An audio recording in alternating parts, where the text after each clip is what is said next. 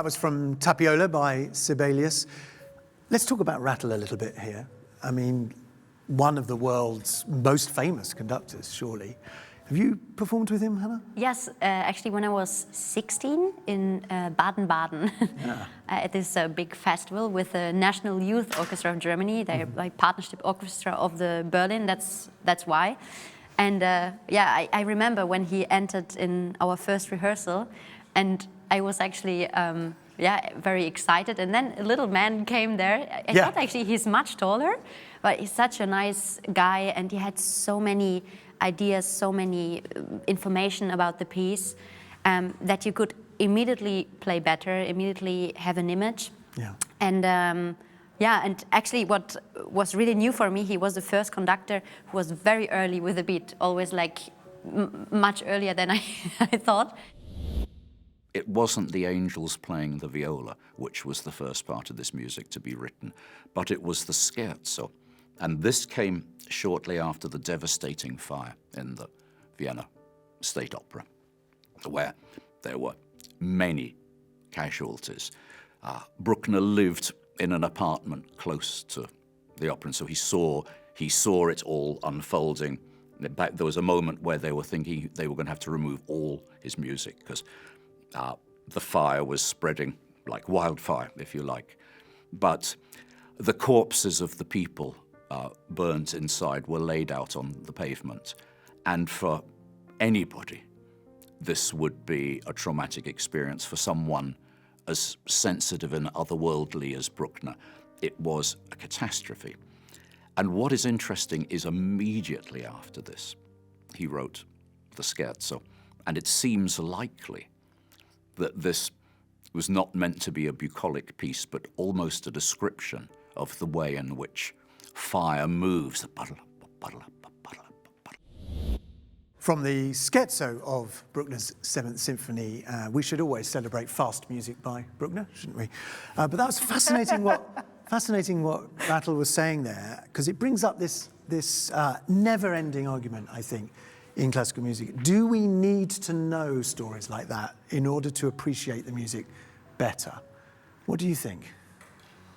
Well, I didn't know the story before when I played it, and now it makes more sense for me. But for me, it was enough to know, wow, there's a movement which sounds completely different to the other movements, because the first movement, which should be actually lower than the second movement, which is the adagio, but it actually felt also quite long and slow for me, the first, and the fourth movement is also a bit in the style of the first and second, and then this scherzo is completely different.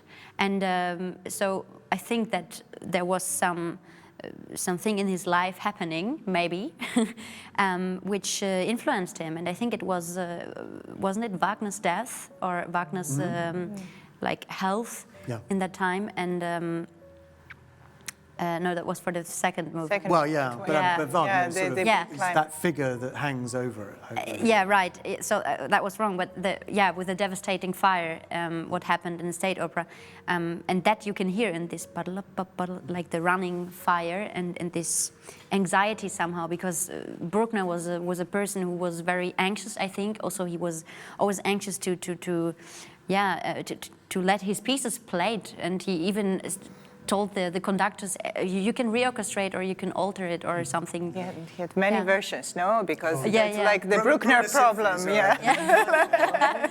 Which version? So many different. And all exactly. Because the numbers have changed depending on which edition you so many versions of it, But I think it's funny that you asked this question regarding if we knew the story, because I think it's exactly the Bruckner character. Because if we didn't know the story, it could have sounded happy.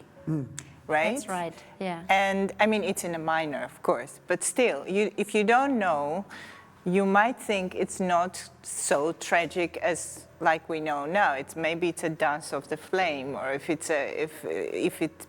it's becoming so tragic. That's, I think, why in Bruckner it's sort of a middle ground. He's never completely happy, right? Yeah.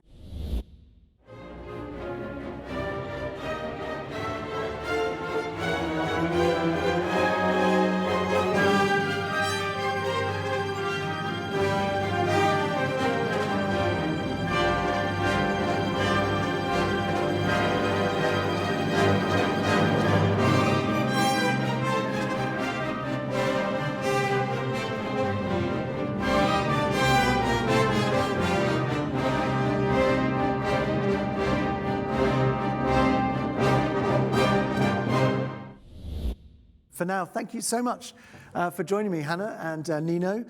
Great to have you along. Do have a look around the Symphony.live site. You'll find plenty more wonderful concerts to watch and to listen to from, of course, the world's finest orchestras and conductors. But for now, from us, see you next time. Bye-bye.